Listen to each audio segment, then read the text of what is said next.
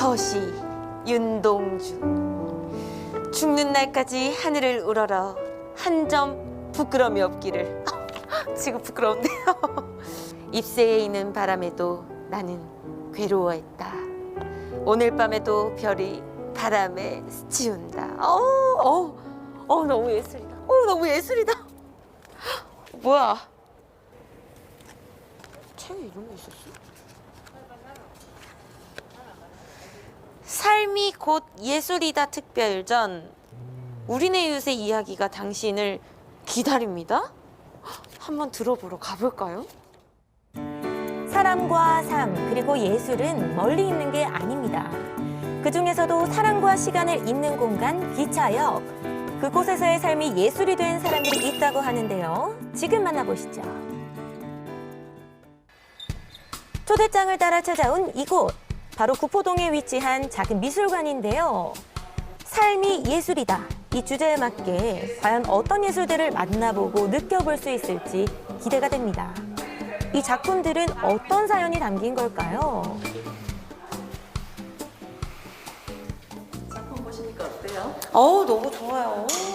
이게 보니까 근데 일반인 분들이 좀 쓰는 시 같은데 네. 이게 어떤 전시예요? 디카시 작품이 15점이 전시되어 있는데 여기에 시를 쓰신 분들은 다 이 구포 역세권에 장사를 하시는 분들이세요. 대부분이 다 노포, 오래된 노포. 그러니까 20대부터 또는 30대부터 장사를 해서 30년, 40년을 이곳에서 장사하신 분들이 생애 최초로 시 한 글을 써봤어요. 시를 써서 이렇게 전시도 처음 해본 거죠. 이렇게 전시뿐만 아니라 생애 첫 미술관 나들이도 했습니다. 시니어들을 위한 문화 프로그램들이 많이 주변에 만들어지고 이제 진행이 되고는 있는데 문화 사각지대에 계시는 어르신들에 대한 프로그램들이 많이 부족하다는 연구가 있더라고요. 그래서 이번에 이제 부산시립미술관에서는 부산 지역 내에서 어르신들 중에서도 문화 사각지대에 계시는 어르신들을 위한 이제 프로그램을 기획을 하게 되었습니다. 미술관에 처음 방문을 하셨고 이제 야외 전시장부터 해서 저희 이번에 이제 우리는 모두 위대한 혼자였다라는 전시를 보시면서 굉장히 작품에 공감도 하시고 즐거워하셔서 프로그램 진행하는 과정에서 저희도 굉장히 뿌듯했습니다. 시인과 사진작가의 도움을 받아 상인분들이 직접 창작한 디카시. 그들의 일상을 들여다볼 수 있는 삶이 예술이다 전시회.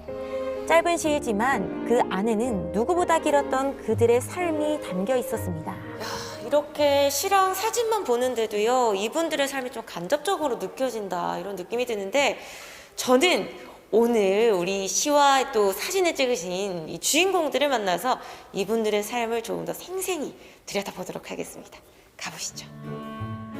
오랜 세월을 구포역과 함께 했던 오늘의 주인공들. 많은 사람이 오가던 곳인 만큼 기억에 남는 사연들도 참 많았을 것 같은데요. 기억에 남는 뭐 단골 손님이나 이런 분들도 계실 것 같아요. 명절 때 오가지고 엄마 가면서 이리 오가지고 내 자식보다 더 달갑하고 그런 맛이 이제 살아가는 거죠. 또 시를 써보니까 마음이 어떠셨어요? 마음이 배운다는 마음으로 좋지요. 이제 글을 써보니까 재미있고 좋고 글 씁니다. 기억에 남는 분이라고 하시면 모두 다 기억에 남죠. 그래도 굳이 이제 한 분만 꼽으라고 말씀을 하신다면은 해피토스트의 박한수 선생님. 그 원고지를 채울 만한 시간이 없으시다고 처음에 힘든데 그러셨어요. 그런데 주변에 그분의 단골이신 분들께서 그 원고지에 너무나 많은 좋은 그런 글들을 써넣어 주셨어요. 그 원고지 자체에 마법이 있는 걸 보여주셨어요. 단골 박한수 반가운 25년 단골 손님 순대만 드시고 간다. 우리 집에 다른 것도 다 맛이 있는데 다음에는 그네봐야지. 해피토스트 떡볶이 드시러 오세요.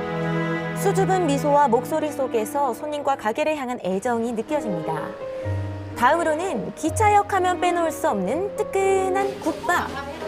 인생의 마지막 일도라는 생각으로 하루하루 일을 한다는 주인공. 그의 작품에는 어떤 의미가 있을까요? 시 쓰면서 하시면서 좀 어렵거나 힘드시지는 않으셨어요? 저는 그걸 시라고 생각한 게 아니고 마음에 담아뒀던 글이라고 생각합니다. 나의 삶, 정용균. 어디로 흘러갈 것인가? 모른 채 흘러. 구름도 흘러, 바람도 흘러, 강물도 흘러. 나 또한 흘러 국보여가 국밥집. 부엌에 국밥이 끓고 오늘도 나는 국밥을 나른다. 그러지 않는 것은 모두 썩고 말겠지. 구포역과 함께했던 20대 청년이 이제는 머리가 하얗게 새었습니다. 그의 작품도 만나보시죠. 반달 강우만 10월 반달이 물끄러미 창문 들여다본다. 생일밥은 먹었느냐 어머니 목소리. 다시 한번 우러다본다. 보고 싶은 어머니. 어떤 마음으로 그런 사진과 시를 이렇게 떠올리게 되신 거예요? 예, 마침 그날이 시를 쓰는 날이 제 생일이었어요. 조그마한 반달이 숨어가지고 어머니 같은 거 생각이 들어가지고 그래 어머니를 생각하면서 그 시를 적게 됐습니다. 예. 이번 전시 주제가 삶은 예술이다잖아요. 이거에 대해서 좀 어떻게 생각하세요? 예, 삶 예술이 맞는 것 같아요. 예, 저 나이에는 사실은 그 예술이라는 게 별로 마음에 와닿지 않는 게 사실입니다. 먹고 살기가 바쁘니까. 그래서 우리가 저 시립미술관에 갔다 오고 작품을 대하다 보니까 내 삶이 바꿔지는 것 같아요. 정말 예술, 이 문화라는 게 얼마나 우리 필요한가. 이 각막한 세상에 살아가면서 정말 필요한 것이 문화고 예술이라는 걸 처음 느끼게 됐고, 그러면서 지금 이 코로나의 전국에 많은 사람들이 정말 느끼고 남을 이해해주고 항상 감사함으로 그렇게 살아가는 게 제일 좋지 않겠나 그런 생각이 또 들었어요. 네. 저는 예술이라고 하는 것들은 아주 멀리 있다고 생각을 하지는 않습니다. 우리의 삶을 조금 더 풍요롭게 만들어주고 풍부하게 만들어주는 게 이제 예술이라고 생각을 합니다. 그리고 예술의 역할이라고 생각을 하고 주로 이제 구포의 가게에 이제 오래된 노포의 이제 어르신들입니다. 살아오신 연륜이 굉장히 좀 깊죠. 그러다 보니까 구포 프로젝트를 진행을 하면서 아주 큰 선물들을 받았습니다. 기차를 기다리며 나눈 짧은 대화에서도 삶을 느낀 시가 있습니다. 스토리 천정은 찻잔에 묻은 색색의 스토리 같은 스토리 하나도 없다. 기차 시간이 되면 허겁지겁 삼키고 일어선다. 나는 그저 묵묵히 그 잔들을 씻는다. 아니 저도 이거 뒷까지 한번 써보고 싶거든요. 이 약간 쓸 때 좀 꿀팁을 주신다면 어떤 게 있을까요? 그냥 자기 감정, 그때 그 순간에 느꼈던 감정을 진짜 짧게 몇 마디로 그냥 우리 낙서하는 기분으로 그렇게 쓴 것 같아요, 저도. 그러니까 나의 삶을 낙서하는 느낌으로 네네. 가볍게. 네네, 가볍게. 알겠습니다. 그럼 저도 가볍게 한번 써보도록 하시죠. 뭘 써야 되지? 이렇게 또 막상 앉으니까요, 막 시상이 떠오르더라고요. 그래요, 좋아요. 네. 원고지, 야, 진짜 저거 오늘도 합니다. 이수미 너도 갑갑하지? 나도 갑갑하다.